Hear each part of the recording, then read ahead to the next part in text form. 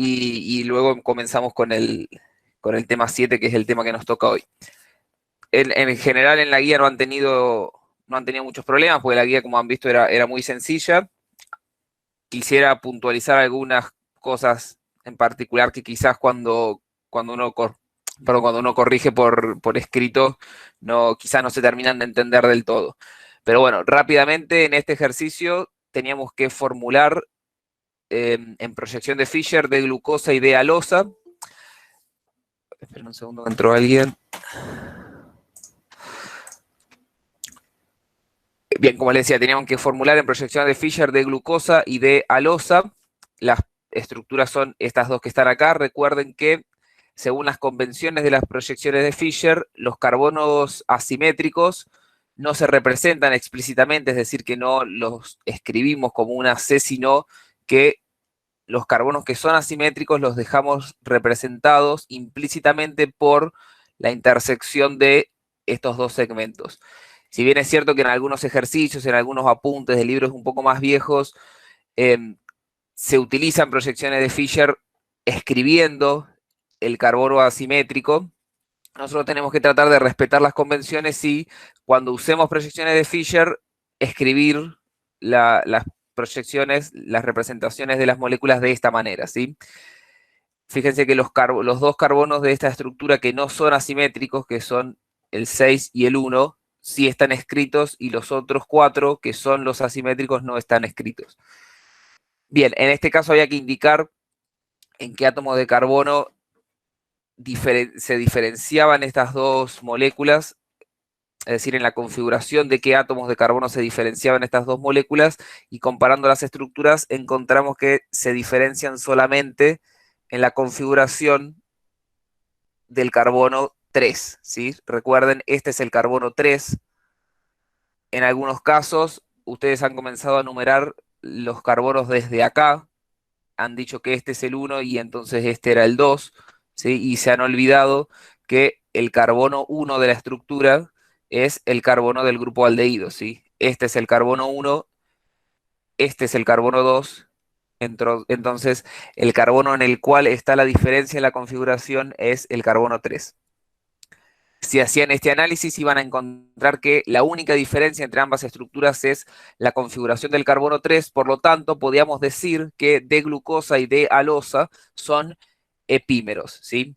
Recuerden que cuando decimos que son epímeros, también implícitamente estamos diciendo que son epímeros entre sí, aunque no lo digamos explícitamente, de forma implícita, al decir que D-glucosa y D-alosa son epímeros, estamos diciendo que lo son entre sí, ¿sí?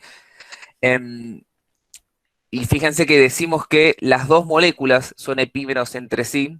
La molécula de D-glucosa como un todo es epímero de la molécula de D-alosa como un todo.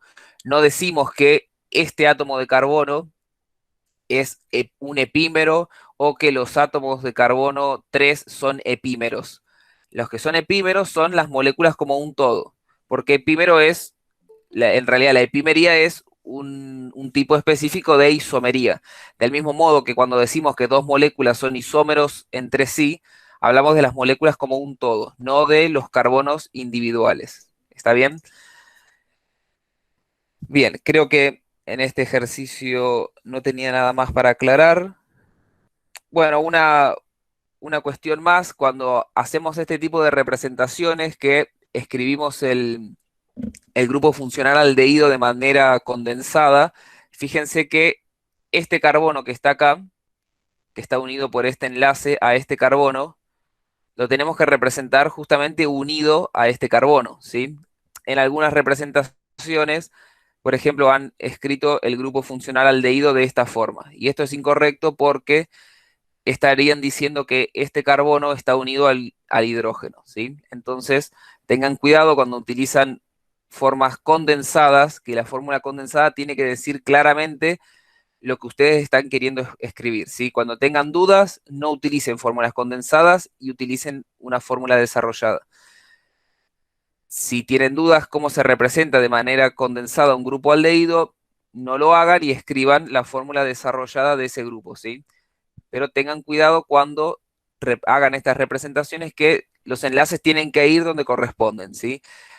Por ejemplo, algún otro error que he encontrado al hacer las correcciones es que, por ejemplo, dibujan las proyecciones de Fisher, también representan los carbonos asimétricos, que bueno, tampoco es que esté mal, pero por ejemplo, escriben los hidroxilos o los hidrógenos así y no hacen los enlaces, ¿sí? Esto es incorrecto también, tienen que escribir explícitamente los enlaces entre los carbonos y todo, en realidad no entre los carbonos, tienen que escribir todos los enlaces que existan en la molécula, ¿sí? Bien, ¿alguna duda con respecto a esto? Si no, continuamos. Bien, en este ejercicio nos daban las estructuras de tres azúcares y nosotros los teníamos que clasificar de acuerdo tanto al grupo funcional presente en la molécula, es decir, si es un grupo funcional aldehído o es una acetona, y de acuerdo a la cantidad de átomos de carbono de la cadena. O sea, a modo de ejemplo teníamos la molécula de D-glucosa, que su clasificación es aldohexosa, ¿sí? Aldo significa que es un grupo que tiene un grupo funcional aldehído. Ex significa que la cadena de átomos de carbono tiene 6 átomos y la terminación osa significa que es un azúcar, ¿sí? Entonces fíjense que el nombre de la clasificación está compuesto por tres partes. Un prefijo, que es aldo, ¿sí? Esto es un prefijo porque va al comienzo de la palabra. Un infijo, que es ex, que, como dije, significa que la molécula tiene 6 átomos de carbono y es un infijo porque está en el medio de la palabra, y un sufijo que es osa, que como les dije recién significa que el compuesto es un azúcar. Entonces la clasificación tiene que estar, el nombre de la clasificación tiene que estar construido por estas tres palabras, por un prefijo, un infijo y un sufijo. En el caso de D-ribulosa tenemos una cadena de 5 átomos de carbono con una acetona en el carbono 2, ¿sí? Entonces, esta molécula es una cetopentosa, ¿sí? Silosa, al contrario de ribulosa, tiene, en vez de un grupo cetona, un grupo aldehído. Entonces, esta va a ser una aldopentosa.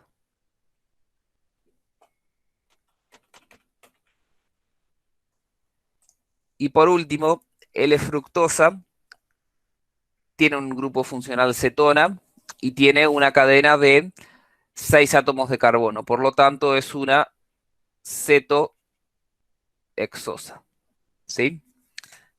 Bien, esta es la manera de construir entonces el nombre de la clasificación de los monosacáridos.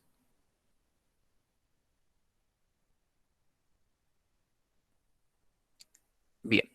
Y por último, teníamos este ejercicio en el cual nos daban la fórmula de la proyección de Fisher de la molécula de ribosa y teníamos que indicar primero cuántos átomos de carbono asimétricos hay en la estructura.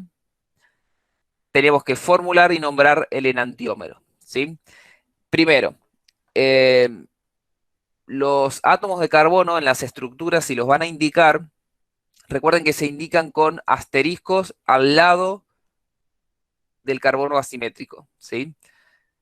Em, no se representan remarcando el átomo de carbono, ni escribiendo un círculo alrededor, ni señalándolo con una flecha, todas estas cuestiones que quizás nos ven a nosotros los profes que los remarcamos o le llamamos la atención mientras vamos explicando, es justamente para eso, para llamarles la atención durante la explicación, pero cuando les piden que indiquen un átomo de carbono, lo tienen que indicar con un asterisco al lado del átomo de carbono, asimétrico, ¿sí?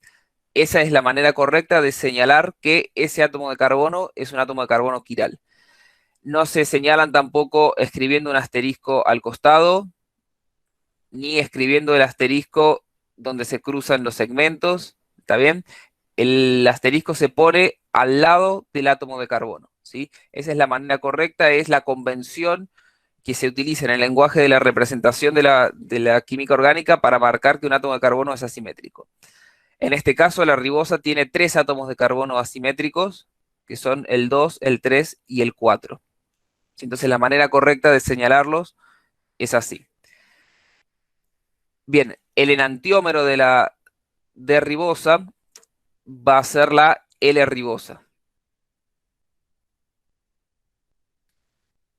Que sea L-ribosa nos está diciendo que el último átomo de carbono asimétrico, es decir, el átomo de carbono 4, tiene configuración L, ¿sí?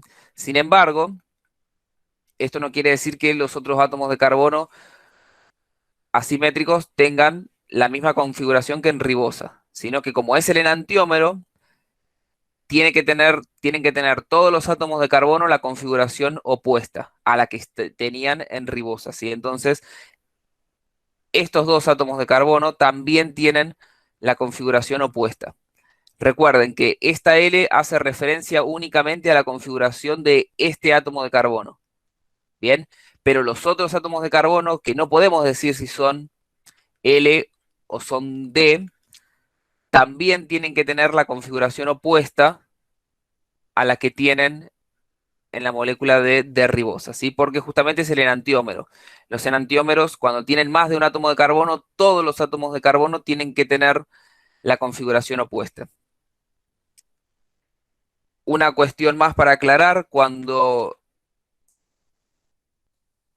estamos hablando de carbonos asimétricos, es incorrecto decir que, por ejemplo, este átomo de carbono es enantiómero de algo, ¿sí? O que este átomo de carbono es enantiómero de este átomo de carbono, ¿sí? Eso es incorrecto. Lo mismo que les explicaba hace un ratito, los que son enantiómeros entre sí son las moléculas completas, ¿sí?